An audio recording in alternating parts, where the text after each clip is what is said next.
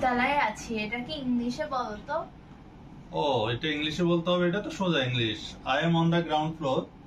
হ্যাঁ, এটা ঠিক আছে, কিন্তু এটাকে আরো স্মার্টলি বলা যায়। বাপ্পি স্মার্ট না। ও, আমি তো একটু কম স্মার্ট হই, আমি তো পুরান দিনের মানুষ। তাহলে এটাকে আরো স্মার্টলি বলা যাবে? হ্যাঁ, কি বলতে হবে স্মার্টলি এটাকে? I am ডাউনস্টেয়ার্স। ও আচ্ছা, তাহলে তো এভাবে আরো অনেক সেন্টেন্স এভাবে বলা যাবে, তাই না? হ্যাঁ, বলা যায়। তাহলে আমি উপরতলায় আছি, এটা কি বলতে হবে? I am upstairs. আমি সিঁড়ি দিয়ে নিচে নামছি। I am coming down the stairs. আচ্ছা, আমি লিফট দিয়ে নিচে নামছি। I am taking the lift down. আর আমি লিফট দিয়ে উপরে উঠছি। I am taking the lift up.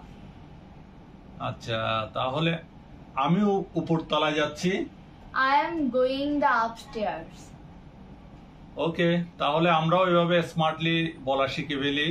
এভাবে আমরাও স্মার্টলি এই সেন্টেন্স গুলো বলা প্র্যাকটিস করলে আমরাও স্মার্টলি বলতে পারবো। নতুন নতুন ভিডিও পেতে লাইক ফলো করে যাবেন। Thank you.